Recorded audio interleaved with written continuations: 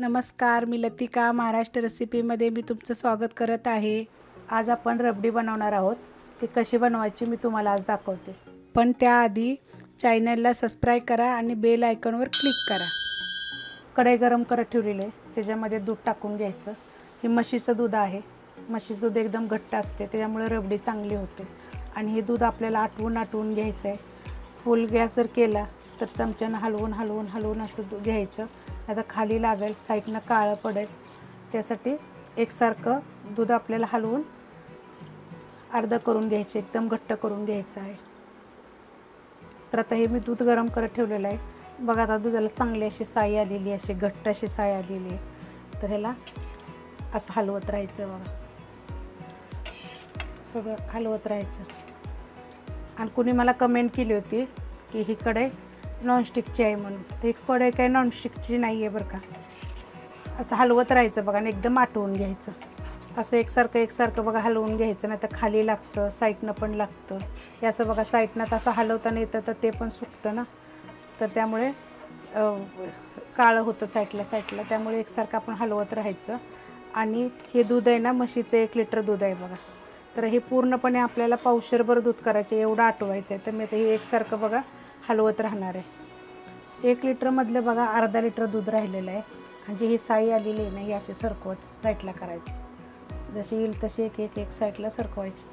आणि लास्टला एकदम आपण तिला मध्ये घ्यायची, पण मध्ये असं हलवत राहायचं। ही अशी बघा साई साईडला केलेली आहे। जसं दूध आटवल तसं हलवायचं आणि साईडला करायची, जेवढी येईल तेवढी। आणि आता आटवून घेतलेलं आहे बघा दूध। आपल्याला अजून ह्याला दूध आटवायचं आहे। 1 लिटरमधलं एवढं राहिले बघा दूध। तर आपण ह्याच्यामध्ये आता ना साखर टाकून घेऊया। तर तुम्ही गोडीप्रमाणे साखर टाका। आणि वेलची कुटून घेतलेली आहे मी, 3 वेलची मी कुटून घेतलेली आहे, ते पण टाकून घेऊया आणि जरा हलवून घेऊया।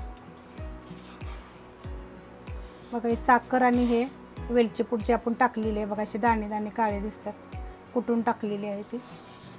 तर ते जरा चांगलं आपल्याला अजून आटवून द्यायचं। पावशेर राहिलं पाहिजे दूध,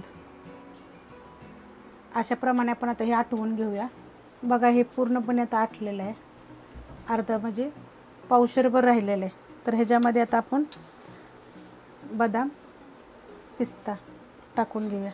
बारीक तुकडे केलेले आहेत बघा पिस्त्याचे। आता हे जे साईडला आलं होतं ना, हे पूर्णपणे बघा खरडून घ्यायचे, कशी मलाई आली बघा दाट अशी। हे सगळं बघा एक कडकडचं ना पूर्णपणे खरडून ह्यात घालायचं।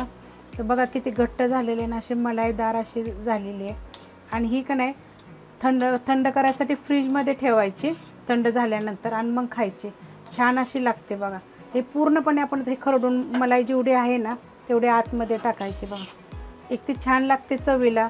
जर ही रेसिपी जर आवडली असेल तर प्लीज लाईक करा, सबस्क्राईब करा, कमेंट करा आणि शेअर बी करा।